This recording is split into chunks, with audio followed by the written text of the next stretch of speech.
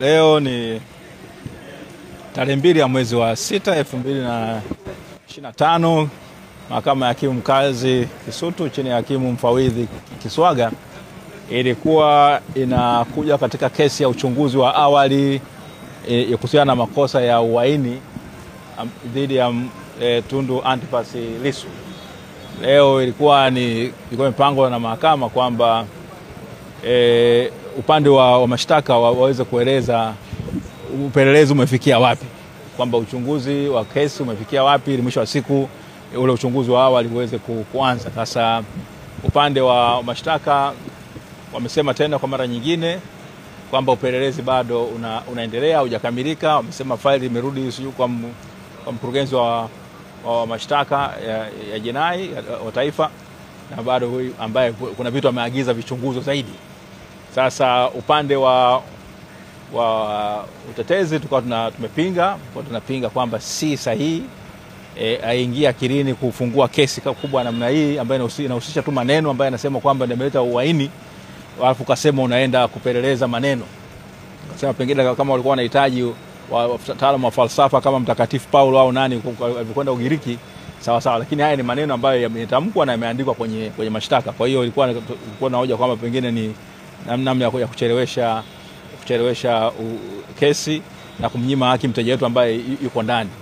Upande wa mashtaka wakawa wamesema hapana, wenyewe unaamini kwamba una haki ya kisheria kuendelea kuchunguza, ili sio miongoni mwa yale makosa ambayo yanatakiwa upelelezi huo umekamilika ili kabla mtu hajafunguliwa mashtaka.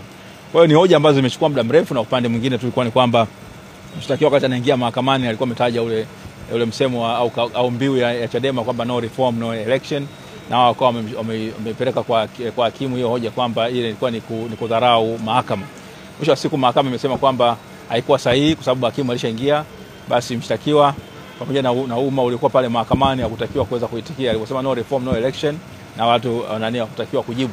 Kwa hiyo akawa ametoa onyo kwa pande zote mbili kwamba mahakama inapokuwa imeshakaa basi kauli za namna hiyo zisifanyike.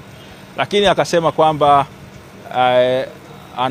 anakubali upande wa jamhuri kwamba upelelezi uendelee, sheria haiwabani kwa sababu ni mahakama tu ya mpito, anaweza kufuta mashtaka katika hali ya sasa, ila maagiza kwamba kesi itakapokuja tena tarehe 16 upande wa mashtaka uweze kueleza hali au hadhi ya upelelezi imefikia wapi. Je, iko kati, iko mwisho au iko bado mwanzoni?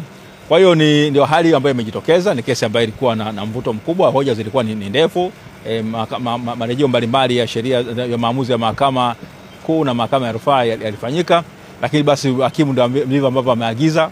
Kwa hiyo hii kesi ya uchunguzi wa awali dhidi ya ndugu Tundu Antipas Lissu mteja wetu itakuja tarehe 16 ya mwezi wa 6 mwaka 2025.